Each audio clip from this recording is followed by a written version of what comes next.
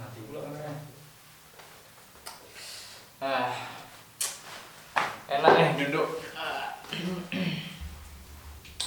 Mana nih Rido dan kawan-kawan? Udah jam segini belum sampai. Baru aja nih udah dapat kabar kan kebakaran di Pasar Aceh. Kayaknya pasti macet nih di sana nih. Nunggu ya lah. Pak. Kayak mana? Sorry. Aduh, lama kali. Tadi Dan ada nih. macet tadi di jalan. Macet di Susu ya? Susu ya. Masih ini kan heboh kan ada kebakaran kan kemarin. Jadi mesti apa tuh banyak pemadam lah mesti. Nggak tahu ya. Tadi rame aja sih. Karena nggak lewat situ juga tadi, lewat dari masuk kiri tadi kan ada tuh. Kalau dari depan dari Stuit belok kiri. Simpang itu masih rame tadi. Masih rame. Jadi banyak orang nontonnya mesti nggak tahu ya. Pokoknya masih padat lah. Si padat lah. Jadi kayak efek-efek dari kemarin tuh. Tadi pagi juga kan ada kabar kebakar juga kan. Iya, tadi pagi sempat ada kebakar, perlu nggak sih di berita. Oke, mantap tuh. Jadi gini, kita coba diskusi nih tentang itu apa yang jadi hal penting kan yang bisa kita coba diskusiin gitu kan. Jadi biar bisa sambil sharingnya juga. Mungkin kita 30 menitan aja lah nih ngobrolnya atau 15 menit gitu. Jadi nanti kita bakalan banyak ngobrolin tentang Suzuya nih kayaknya nih. Jadi ini topik yang pertama tuh. Kita mulai dulu lah dari isu pertamanya tuh. Kenapa bangunan itu pertama trigger apa yang katanya tuh jadi penyebab kebakaran? Yang aku tahu tuh kan penyebab kebakarannya itu konsleting. Nah, jadi kalau konsletingnya ini menyebabkan kebakaran sejauh itu menurutku hal yang wajar kah? Tapi itu kita cuma diskusi yang ringan aja lah sebelum kita ngobrolin yang lebih dalam. Oh ya, sebelum situ emang udah ketahuan ya yang terbakar tuh masih di dalam masih diidentifikasi ya? Jadi kayak pas aku dapat berita tuh katanya pertama kali lagi ada maintenance di ininya di kayak apa gensetnya tuh. Okay. Jadi lagi ada maintenance terus selesai tak lagi proses tak lagi maintenance tiba-tiba kayak ada korak di gudang belakangan dan terbakarlah Suzuya Mall, satu-satunya mall yang besar. Okay. Jadi kita bahas Suzuya ya. Suzuya. Jadi lebih apa ya? Kita coba cari nih apa dari yang perspektif bisa, kita nih ya, keilmuan kita ya. Dari sudut pandang kita. Dan jangan terulang lagi ya kan. Jangan sampai kejadian lagi di gedung lain. Mungkin sebelum kita jauh ke sana kita ini ya, mungkin beli bela sangkala juga ya atas terbakarnya Mall Kebanggaan Aceh lah kan, dan apresiasi juga mungkin kepada Damkar, mereka udah habis tenaga 24 jam kan? Ya, dari bahkan pagi ini juga masih kebakaran. Iya. Dan ada juga korban katanya ya? Ya, masih ada korban dan emang korbannya juga meninggal ya. Jadi kita turut berduka cita juga, kita doa Fatihah juga ke korban yang meninggal, semoga kebaikannya itu diterima. Oke, jadi kita mulai dari yang pertama kali itu apa sih yang perlu kita sampaikan ke orang lain untuk mengingat kalau bangunan itu harus ada hal ini loh. Kalau misalnya hal ini kejadian lagi harus ada apa gitu, pencegahan mungkin. Pencegahan ya. Kan kalau dari sisi kita kan biasanya di arsitek kan ada ilmunya tuh sebelum ke fasilitas, dari segi pencegahan, dari segi fasilitas yang ketika kebakaran kau harus nggak tahu ngapain. Nah itu kita yang coba bahas dari situ. Kalau Suzuya sendiri kan yang paling aku kurang menurutku tuh dari pencegahan lah. Kita mulai dari pencegahan dulu. Itu kayak tangga daruratnya sih. Kau pernah nengok nggak tangga darurat di situ? Atau kayak ada akses yang atau penanda-penanda apa gitu yang nambah? Kau tahu di situ ada tempat tangga darurat gitu? Selama ini ya, selama ini aku masuk ya memang. Aku juga nggak tahu sih tangga daruratnya di mana ya. Makanya ya. Sangat sayangkan kan, padahal mall cukup besar gitu. Apalagi sains itu kurang kan, sehingga seharusnya kan mereka tahu nih ketika ada bencana mereka tahu nih larinya kemana, sains itu mereka larinya kemana. Iya. Selama ini nggak tahu ya, apa aku nggak lihat atau mungkin jarang perhatian juga aku pas di Suzu ya, nggak tahu juga sih aku. Nah bisa jadi apakah memang nggak ada? Iya itu ya. Itu pertanyaannya. Kalau memang nggak ada itu berat kali sih. Aku bisa akibatnya fatal kan. Kayak segi apa lagi ya, kalau tangga darurat terus untuk pencegahan lain mungkin kayak udah ada kayak di rooftopnya itu udah memang bisa dijulurin tangga atau ada tangga yang di sisi bangunan gitu. kalau kayak Kiria nih, contoh Kiria kan, Kiria tuh ada tangga darurat tuh di samping Iya, bangunan. iya, Jadi ketika ada apa-apa, yaudah dia nggak situ, jadi bangunan. Dan kalau Kiria tuh tangga daruratnya dia keluar dah, ya kan? Keluar bangunan. Keluar bangunan. Jadi lebih enak diakses juga kan. Kalau dia ke kurung di bawah nih nggak bisa nih naik, dia naik ke atas bisa juga. Kayak lebih aman kayak gitu. Tuh, jadi kok lain apa lagi nih dulu menurut kau yang jadi poin penting juga? Dari dalam dulu atau dari luar dulu nih? Kayaknya kita mulai dari pas proses pencegahan. Nah, tapi kalau memang kita ngomong di luar, itu kan kita bisa nengok dari akses kan. Yeah. Mungkin kalau dari segi akses lah dulu sebelum kita ngomongin yang baru-baru ini kan, kita nengok nih pemadam lewat sampai 7, tapi nggak bisa memadamkan mall tuh. Ya, ya. Mungkin kita swing aja ya. Mungkin nanti ada dari dalam atau dari luar. Oke. Dari aspek ini sih sirkulasi ya mungkin ya. Ya. Dulu kalau nggak salah tuh apa namanya pembatas. Sperator. Sperator. Dulu kan seingat aku di depan susu itu ada sperator yang portable lah ibaratnya. Itu dipergunakan untuk akses kebencanaan kan. Ketika bencana itu terjadi, sperator itu dibuka. Ketika itu memang padat lalu lintas itu ditutup kan. Nah nggak tahu kenapa belakangan ini nggak tahu ya. Pas aku lihat udah dikonkritin semua kan, udah dibuat semen semua kan. Ya, udah dipermanen kan. Bisa portable gitu. Nggak portable lagi kan. Nah itu mungkin terus menurut aku ya mungkin salah satu problem sih, sehingga ketika damkar tuh mau masuk mencoba mengevakuasi api itu kan mutar lagi kan. Habis itu satu line ya. Maksudnya harus mutar lagi dari sana atau mutar dari simpang dari sebelah sana atau simpang dari ini kan Nesu kan. Kalau itu andai kan itu dibuka kan udah bisa masuk bisa masuk semuanya, bisa masuk mudah, apalagi dengan masyarakat yang lagi rame nonton kan. Ya, jadi itu menarik juga kan. Masyarakat yang nonton nih mereka tuh kayak nengok, berzikir, ngupload, astagfirullah, kebakaran besar ini untuk apa gitu. Jadi kan itulah kita sedikit kan, kita coba memberikan saran sebenarnya. Kenapa nggak orang-orang tuh, aku lebih salut dengan orang-orang yang nyiram air walaupun dia cuma satu gayung. Iya, setidaknya ada effort bantu sedikit lah kan. Ya mungkin yang sekedar media kan mungkin udah banyak untuk ya mungkin udah zamannya sekarang ya udah kayak gitu ya. Karena kan mereka emang hunting ya dia jadinya.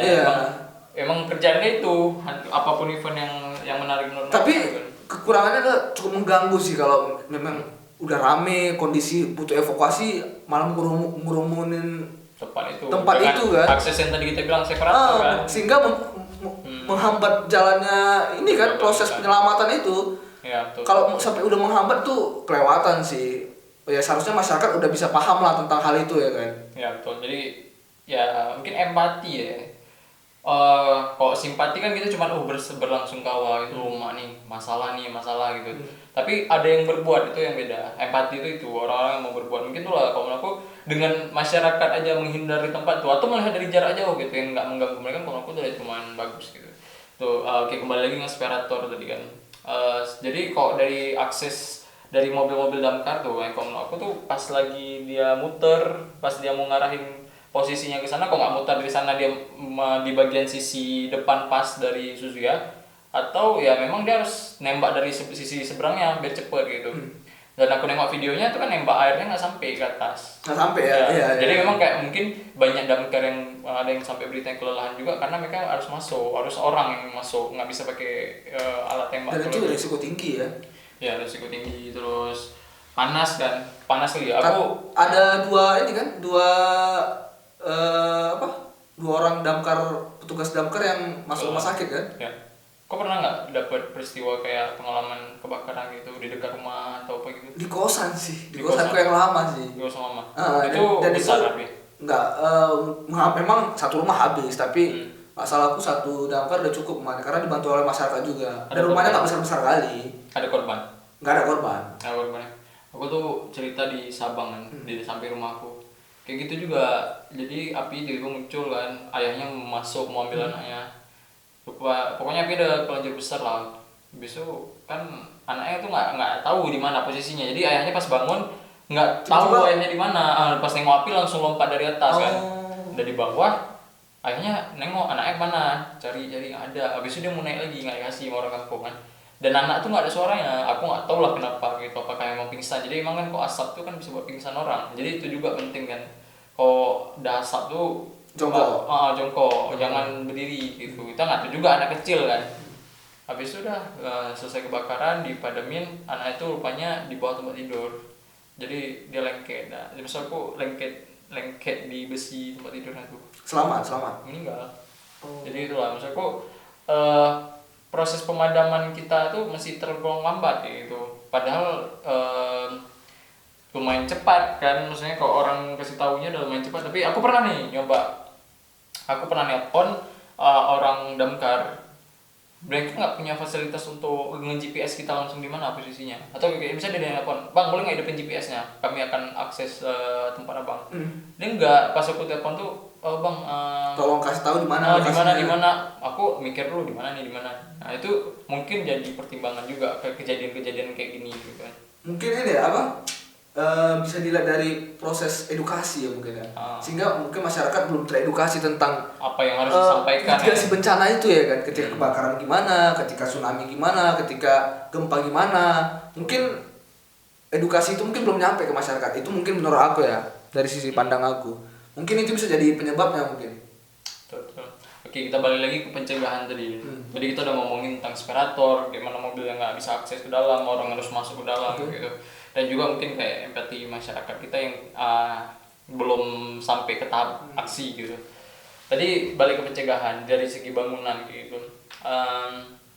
Aksesnya sendiri di masuk ke dalam bangunan itu memang dari awal sudah kayak belum maksimal kan. Kayak contoh pintu masuknya tadi, pintu masuknya yang awalnya di sebelah kiri ya pertama. Sebelah kanan, pertama sebelah kanan, sekarang di sebelah kiri. Keluarnya sekarang sebelah kanan. Nah itu kan juga hal penting. Jadi kalau pertama mereka mikirin itu nanti bisa nutupin jalan keluar, sekarang ya jadinya nutupin akses ke kampung. Karena kan sudut pagar yang pertama kali bisa aku nengok kan dia harus muter ke belakang tuh, di bagian gudang belakang bakar pertama. Oh iya? Ya jadi gudang, jadi kalau kita nengok dari denah Susia itu bagian belakang kebakar duluan.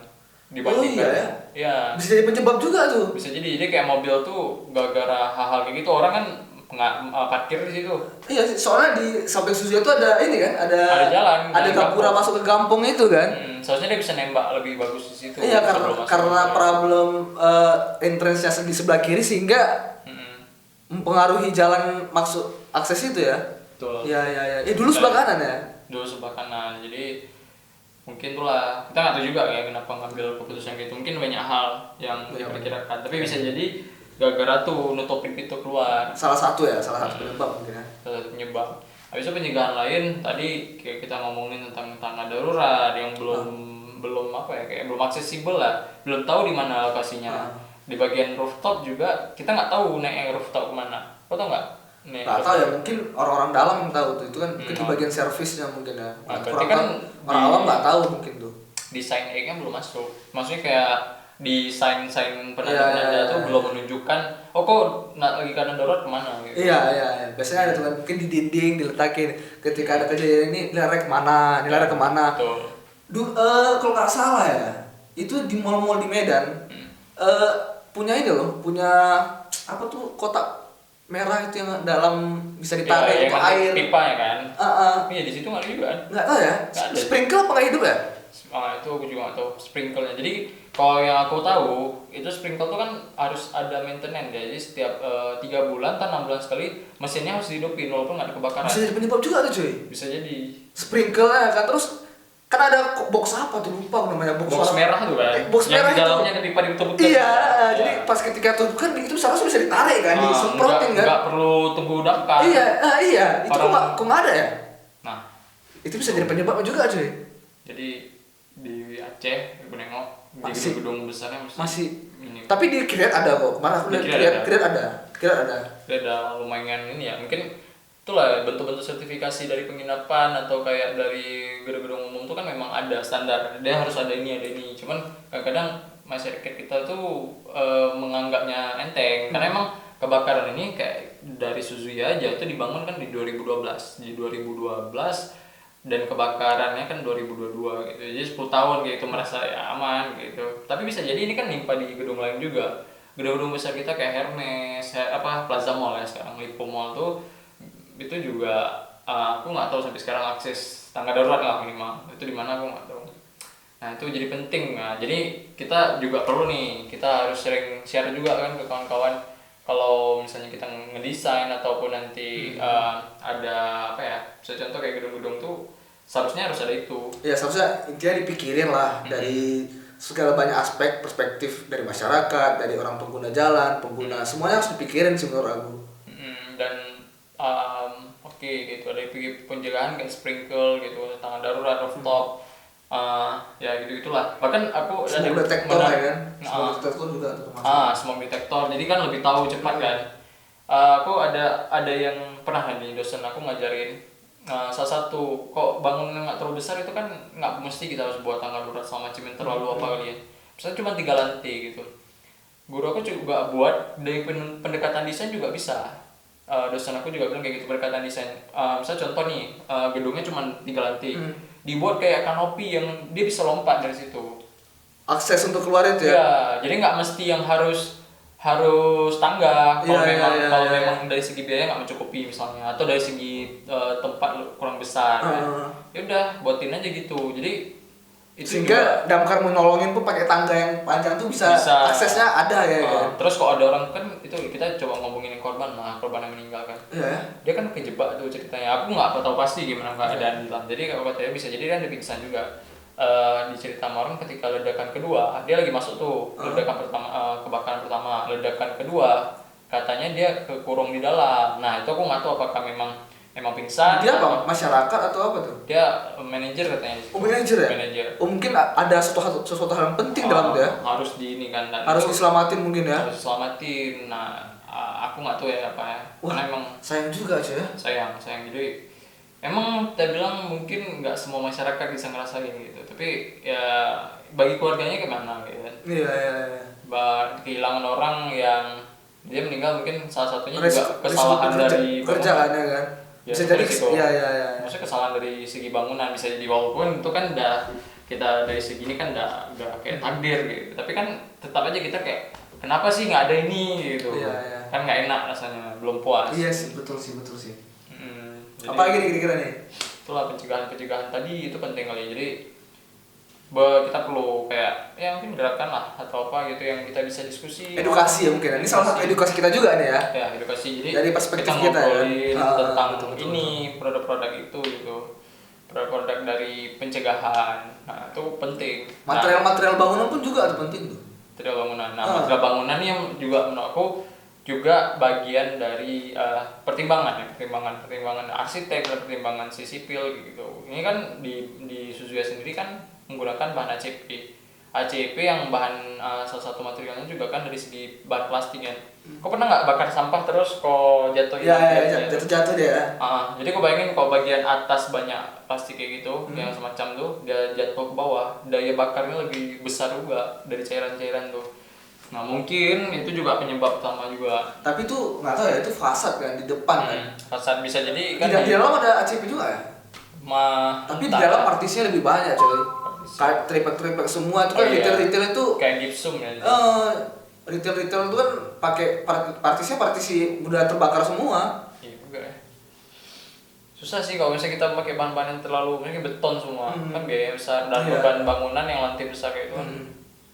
Apa ya, gaya dilan apa tuh, beban bangunan, beban angin. Ya beban tuh semua harus dipertimbangin. Jadi kalau gedung ini kan itu disewain oleh pemerintah awalnya. Nah ya disewain oleh pemerintah, dan ketika disewain kan dikasih tuh kok aku nggak ngerti juga kan bagaimana penanggulangannya, apakah itu memang dari segi swasta yang memang. Kalau menurut pemerintah kan memang ada standarisasi sendiri untuk bangunan. Kalau dari swasta apakah sama atau enggak, aku nggak paham juga kayak. Tapi gimana? Tapi aku yakin pasti udah melewati prosedur itu lah ya kan. Standar itu mungkin mungkin nggak tahu ya nyoba di mana, mungkin di maintenance, nggak tahu juga ya kita. Bisa jadi sih.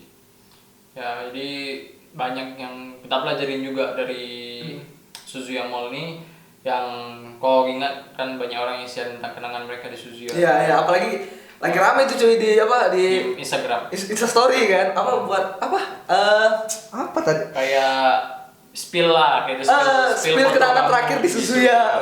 Kemarin tadi pagi aku lihat terakhir itu yang ngepost ada 16.000 coy. 16.000. Itu kayaknya kenangan Suzuya semua tuh. Oke, itu aku menarik nih gini. Kalau pertama Suzuki yang gunain traffic tuh untuk membangkitkan mereka kembali, itu kan dari segi manajemen marketing mereka bisa jadi. Dan satu lagi yang aku nggak tahu dalam bentuk apa. Yang kedua, Suzuki kan bakalan apakah dibangun lagi apa enggak? Menurut kau gimana? Suzuki apakah dibangun lagi atau enggak? Itu hal yang nggak kurang saya ketahui juga ya.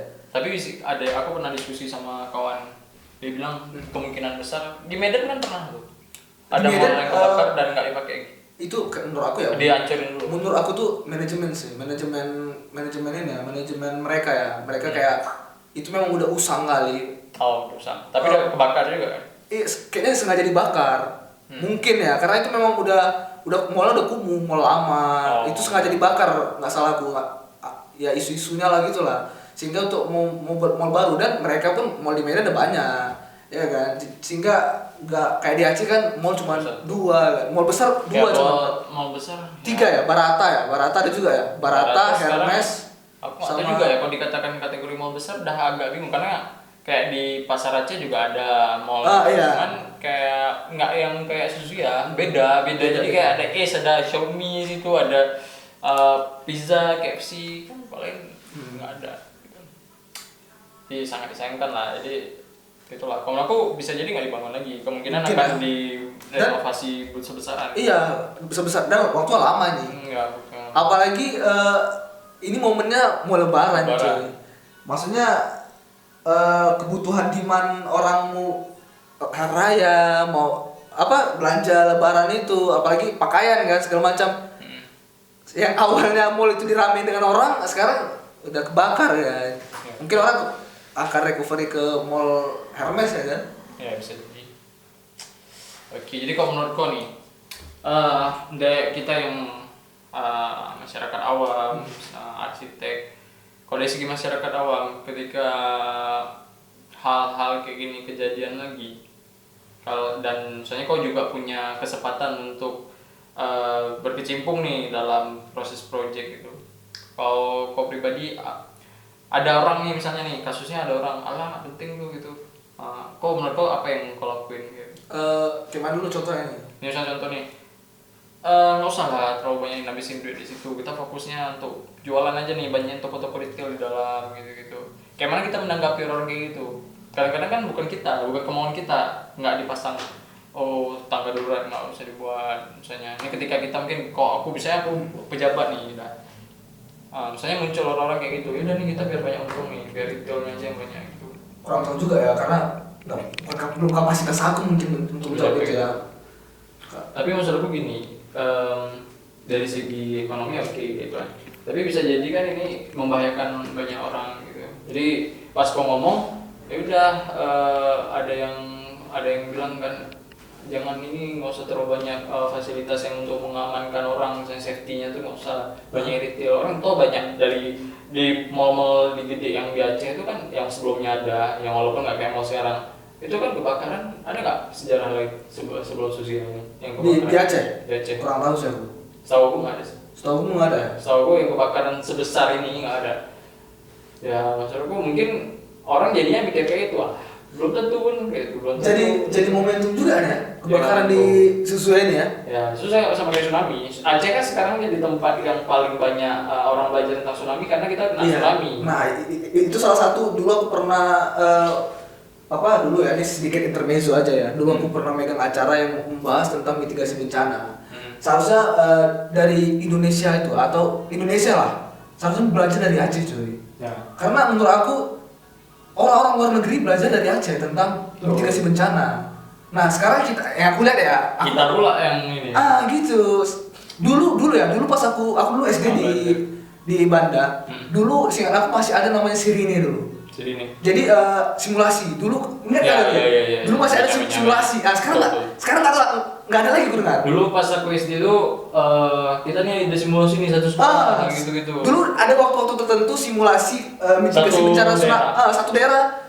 Pokoknya sirine itu sirine buatan orang nggak tahu di mana. Dulu masih ada, sekarang nggak tahu kenapa. Sekarang nggak tahu kenapa tuh. Maksud aku mungkin jadi momentum Suzuya ini ya. Seharusnya mengingat kembali gitu. Mengingat kembali gitu masyarakat umum, pemerintah ambil hikmahnya lah di balik ini gitu ya kan. Soalnya mereka pasti belajar tuh. Nggak tahu ya, mungkin kebiasaan kita ya.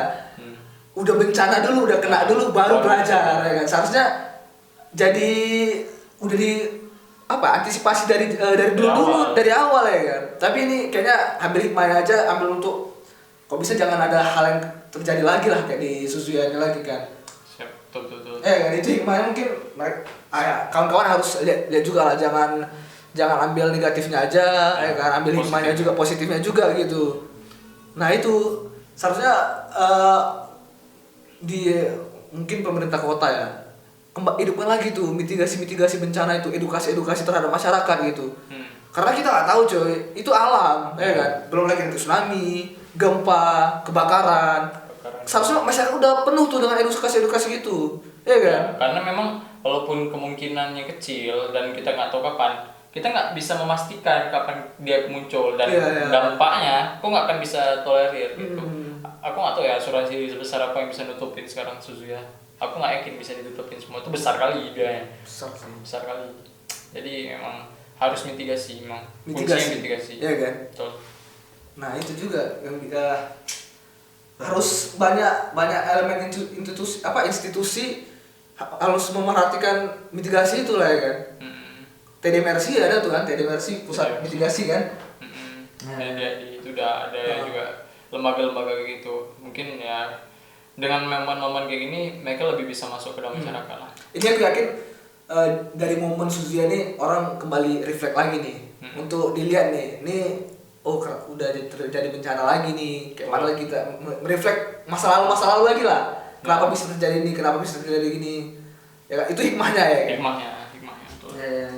Oke, ini menarik nih Bang Do, kita udah diskusi panjang tentang itu dan kita udah masuk ke konklusi kalau bahwa mitigasi itu penting dan memang kayak kita sebagai arsitek, pas ini kita juga sebagai orang awam, orang ketika kita punya jabatan itu semua penting. Jadi alhamdulillahnya kita nggak ada korban yang kemana kali, walaupun dari si kerugian uang kita besar kali. Ini Bang Do nih udah mau buka puasa nih kayaknya nih. Kita pulang dulu lah. Boleh. Topik selanjutnya. Jadi udah selesai nih ya? Udah selesai. Sebelumnya terima kasih banyak Pak udah mau ngundang. Kita diskusi nih nanti ke depan. Bisa sambil ngopi gitu. Ya. Betul. Yuk kita beli. Oke.